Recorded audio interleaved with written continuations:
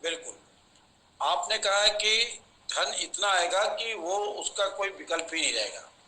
ये धन आएगा कहाँ से? आसमान से आएगा, जमीन से आएगा, कहाँ से आएगा?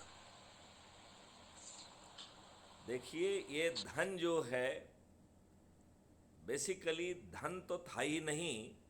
धन तो हम लाए हैं, और पहले हमने सोने चांदी के रूप में धन लाया, और बाद में कागज के रूप में धन लाया।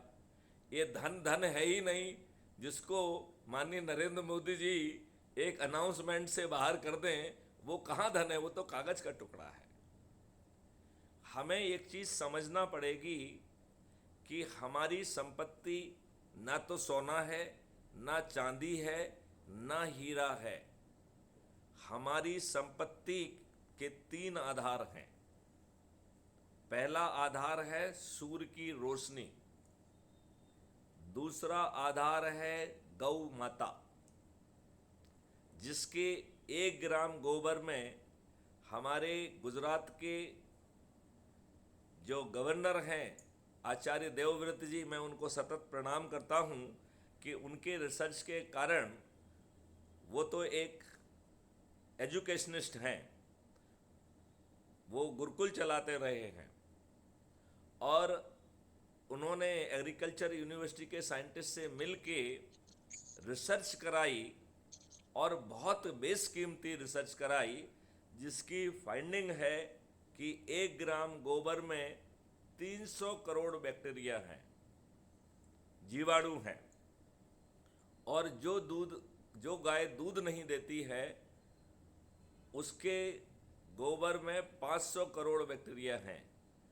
तो मीना जी, मैं आपसे पूछना चाहूँगा कि देश के लिए दूध देने वाली गाय महत्वपूर्ण है, या जो गाय दूध नहीं दे रही है वो महत्वपूर्ण है? दूध जो नहीं दे रही है वो महत्वपूर्ण है। करेक्ट। क्योंकि उसके 1 ग्राम गोबर में 500 करोड़ जो है ना बैक्टीरिया हैं। और ये जो जी। अभी आज का जो विषय है, और आज की जो सोच है, मैं उस सोच की भर्त्सना करता हूँ, जो कहती है कि हर चीज़ किसानों को समझाओ। किसान समझ भी पहले तो समझेगा नहीं, समझ जाएगा तो उसके पास उसका धन नहीं होगा, उसका संसाधन नहीं होगा। तो जीवामृत और घनामृत हम टैंकरों से भरवा के छिड़काव क्यों ना कराएं? हमारा घटियापन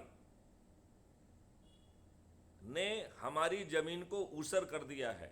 मैं माननीय नरेंद्र मोदी जी से प्रार्थना करना चाहता हूं कि आप कब मानेंगे जब हमारे मिट्टी में कार्बन कंटेंट घट के 1% तक पहुंच गया है। हमारा चिंतन और सोच जो है, कब बदलेगा?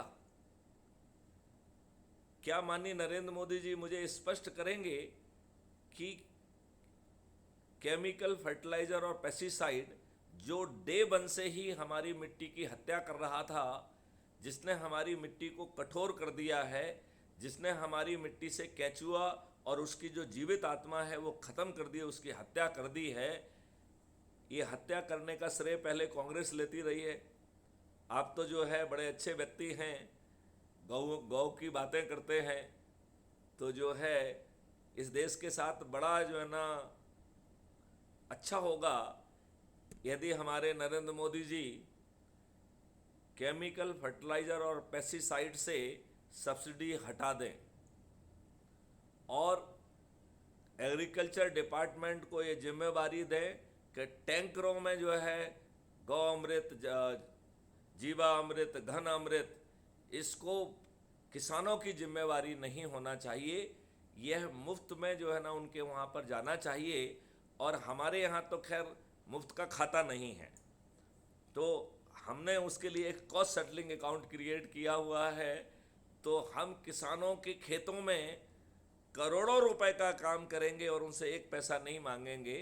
हालांकि उनसे ही हम उनको बहुत सारा जो है इनकम क्रिएट करेंगे, जो उनके कॉस्ट सेटलिंग अकाउंट में जाएगी, और उन्हें मालूम ही नहीं पड़ेगा कि हम जो करोड़ों रुपए का खर्च उनके खेत में करेंगे वो अपने आप सेटल हो जाएगा।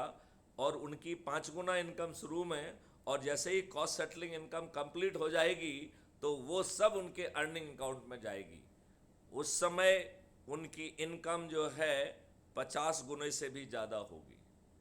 और ये समृद्धि किसानों के खाते में अकेले नहीं रहेगी, यह समृद्धि मजदूरों से लेके हर किसी के खाते में जाएगी। भारत का हर व्यक्ति समृद्ध होगा।